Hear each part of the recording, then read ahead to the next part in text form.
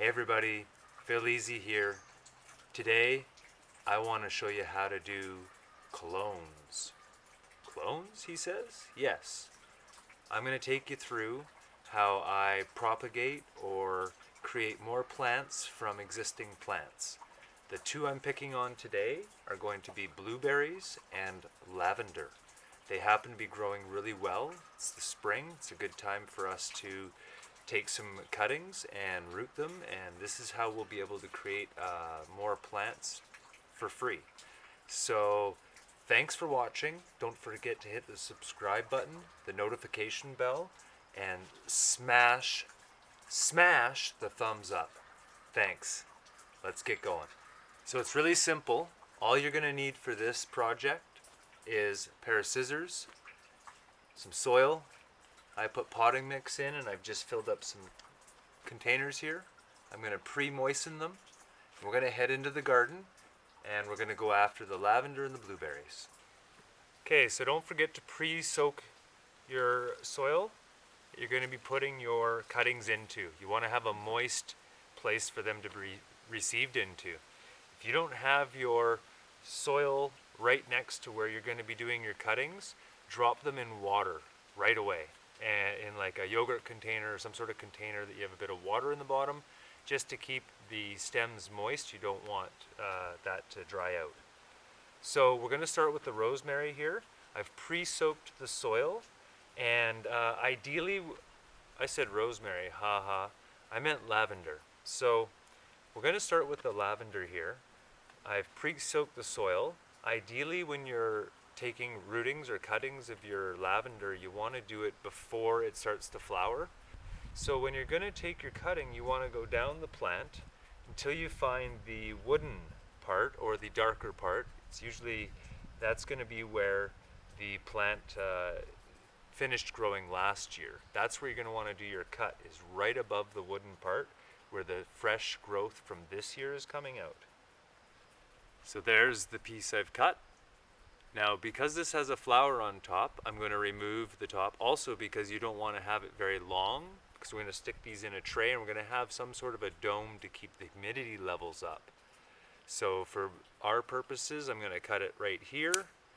We have 3 sets of nodes left, kind of 4, and now we're going to just strip the bottom leaves off of the plant, or the cutting. We're going to leave the top 2 on there. Now, some people feel that using rooting hormone is helpful. Some people feel it's not necessary.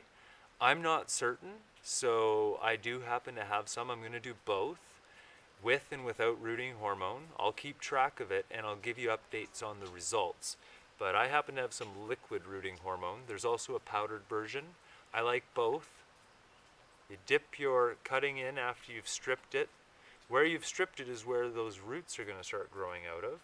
Now you're going to take your container that you want to put it in, and you're going to insert into roughly the center. I like to firm the soil around the cutting, just so it doesn't flop over and there's no air pockets. And then I'll put that into the tray. So here's a bit of a close-up view. I wanted to give you an idea of where is it best to cut. So if you look down the plant here, you'll see where there's some regular growth and nodes, and then it gets all dense right in here. Don't know how well you can see, but right around here it starts to go brown. That's the old growth there. So I'm going to cut just above that, where we got a whole bunch of the mass happening, but it's new growth. And the reason why I want to cut there is that when we strip this, there's going to be lots of different points here for the roots to come out of. So now we're going to take a cutting from the blueberry plants. What I think about first is which plant I want to take it from. If you have more than one plant, pick the variety that you really like, that grows really well in your own microclimate and produces lots of fruit. That's what I go for. Once you've decided that, it's really simple. It's very similar to the lavender. The only difference is I don't tend to cut off the tops of these ones, but I'm going to go about 3 sets of nodes down. So the plant itself is going to end up about 3-4 inches tall.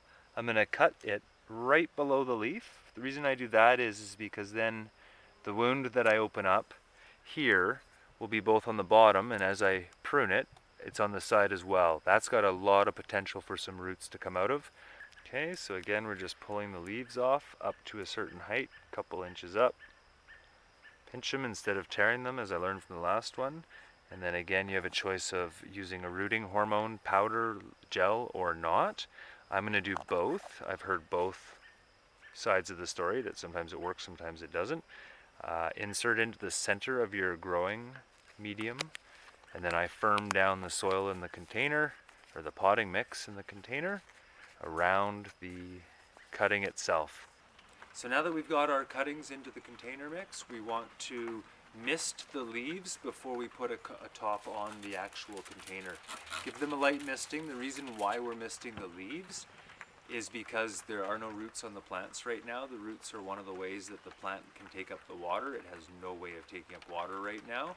So if we spray, it'll be able to absorb water through the leaves and keep it alive while it starts rooting. So the other key piece that we got to do is get a cover for your tray that you put your containers in. These are easy to find at your local hardware or garden center. You want to have this on here because what it's going to do is it's going to help keep the humidity up and the temperature up, which will help the rooting process. What I do from here now is I'll look into this every 3 times a day. I'll open it up, I'll give it a spray the leaves, I'll close it back up. If you see them drooping, that's totally normal at first. They'll droop for days. Eventually, when the roots form and they start to do what they need to do and grow again, you'll see them perk back up and start growing. The other thing I do is, for me, I put them underneath the lights that I use to grow my seedlings in the winter. The reason I do that is it helps keep the warmth up. So if you have a nice warm windowsill or a place where the temperature is not dropping too cool at night, then you can do that. But for me, it's nice and consistent just to throw it underneath the lights on a timer. Other than that, that's everything. Simple, easy ways of taking your crops and propagating them, creating more plants out of your existing plants. Hope you enjoyed that, everybody. Thanks for watching. Don't forget to hit the subscribe bell, Don't forget to hit the subscribe button and the notification bell, and smash the thumbs up. Take care, everyone. We'll see you soon. Bye.